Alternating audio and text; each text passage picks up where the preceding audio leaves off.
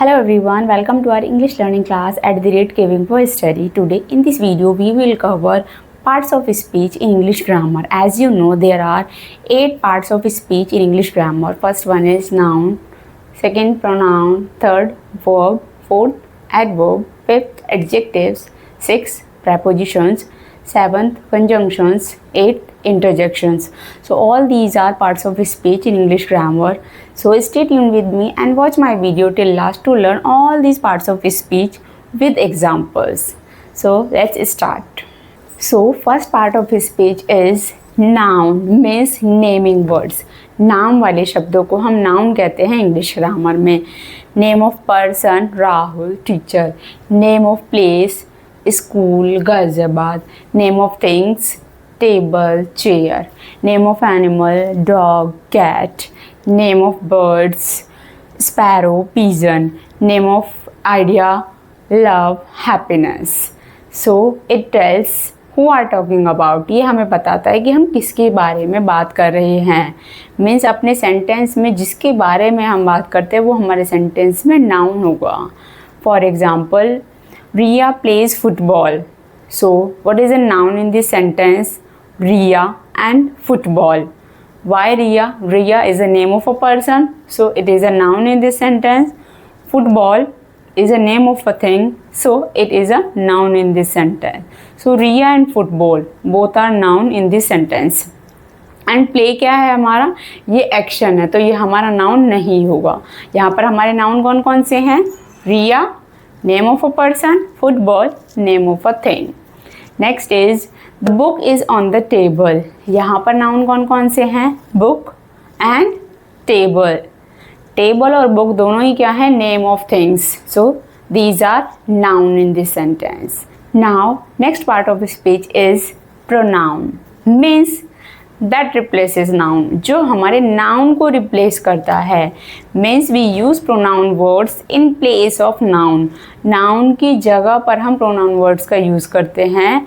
for example, he, she, it, I, you, we, they, her, him, them, their, etc. Let's see the examples. Riya is my friend. Riya plays football. तो हमने यहाँ पर रिया रिया 2 बार नाम repeat हुआ है. So we stop the repetition of a noun again and again. So we use she in place of Riya. Riya is my friend, she plays football. Next example is the book is on the table, the book is new. यहाँ पर हम the book और the book repeat हुआ है, तो हम कैसे लिखेंगे? The book is on the table, it is new. So we use it in place of things और ऑब्जेक्ट. थिंग्स और ऑब्जेक्ट के लिए हम इट का यूज़ करते हैं. Next example is Aarav and I are friends, Aarav and I are going to school. So how we replace Aarav and I? There we use we. Aarav and I are friends, we are going to school. Because जहाँ पर भी I include होगा more than one, यानी कि plural noun में जहाँ पर I include होगा वहाँ पर हम वी का यूज़ करेंगे, और जहाँ पर आई इंक्लूड नहीं होगा वहाँ पर हम दे प्रोनाउन का यूज़ करेंगे. For example, Aarav and Saanvi are friends, Aarav and Saanvi are going to school. So here we can write Aarav and Saanvi are friends, they are going to school. So here we use they. Why we use they? Because here I is not included. यहाँ पर I यानी कि आप जब उस group में नहीं हो then we use they, और जब आप भी उस ग्रुप में इंक्लूड हो then we use we pronoun here. So for the boy name we use he, for the girl name we use she, for plural noun we use we and they, and for things and objects we use it pronoun words. Let's see the next parts of speech is verb. verb means action और state of being. verb क्या होता है? जहाँ पर हम action और किसी भी चीज़ के state of being होने का बताते हैं. for example, action हमें क्या शो करता है? what happens, क्या हो रहा है, क्या action हो रहा है. doing को शो करता है ये action. state of being shows what something is, कोई भी चीज़ क्या है, यानी कि हम जब एग्जिस्टेंस की या किसी चीज़ के होने की बात करते हैं तो वहाँ पर हम स्टेट ऑफ बीइंग कहते हैं उसको. For example he runs fast, तो यहाँ पर रन्स क्या है, एक्शन है, so it show the doing. Next is I am a student, मैं एक छात्र हूँ, तो यहाँ पर आई का एग्जिस्टेंस कौन शो कर रहा है, am. So am is a verb in this sentence because it show the existence of I. यहाँ पर ये आई का एग्जिस्टेंस दिखा रहा है. सो एक्शन वर्ड्स और स्टेट ऑफ बीइंग को हम कहते हैं वर्ब.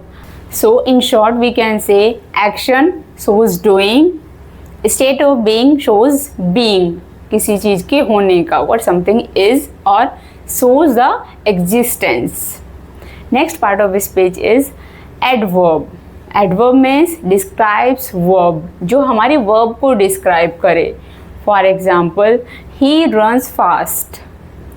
यहाँ पर fast word क्या show कर रहा है कि वो कैसे दौड़ता है. How he runs fast. So fast word describe the runs word here, means verb को डिफाइन कर रहा है, वर्ब को डिस्क्राइब कर रहा है. So fast is an adverb here. Next is she dances beautifully. How she dances, यहाँ पर हम वर्ब से क्वेश्चन पूछते हैं कि वो कैसे डांस करता है, ब्यूटीफुली डांस करती है. तो यहाँ पर beautifully word describes the verb means dances. So beautifully word is an adverb here.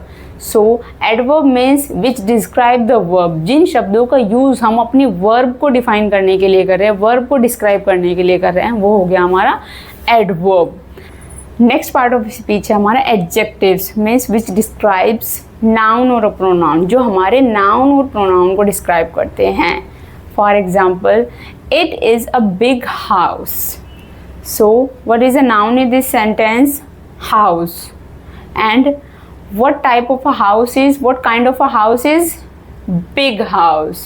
So big word describe the word house, means noun को describe कर रहा है ये house को. So big is an adjective here. Next example, she is a happy girl. So the word happy describes about the girl. Happy word किसके बारे में describe कर रहा है, गर्ल के बारे में, जो हमारा इस सेंटेंस में नाउन है. तो गर्ल कैसी है, हैप्पी है. So happy is an adjective here.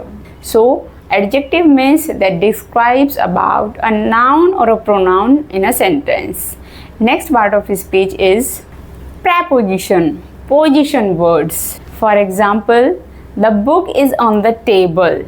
तो बुक की पोजीशन क्या है, वो टेबल के ऊपर है, ऑन द टेबल. तो ऑन वर्ड हमें क्या शो कर रहा है कि उस टेबल के ऊपर है, on the table.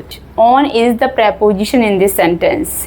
Next the cat is under the chair. Cat की पोजीशन क्या है, चेयर के नीचे है, अंडर द. तो अंडर क्या है, यहाँ पर प्रेपोजिशन है, under is the preposition, it shows the position of a cat. So preposition means shows position. Next part of speech is conjunction, means joining words.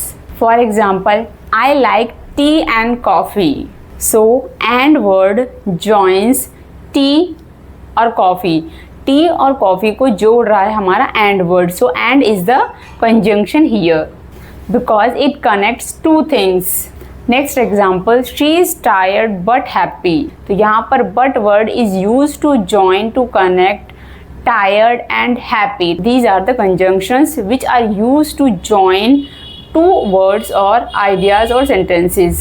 Next is interjection, means emotion words. For example, wow, it is amazing. Wow shows surprise here. Wow हमें क्या दिखा रहा है, surprise दिखा रहा है. तो these words are the sudden feeling. ये हमारी sudden feeling को show करने वाले words होते हैं.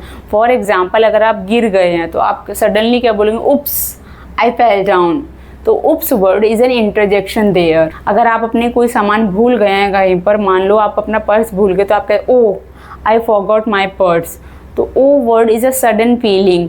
तो यहाँ पर oh word is an interjection which show the emotions. So in this way we have learn all the parts of speech in an easy way with the examples.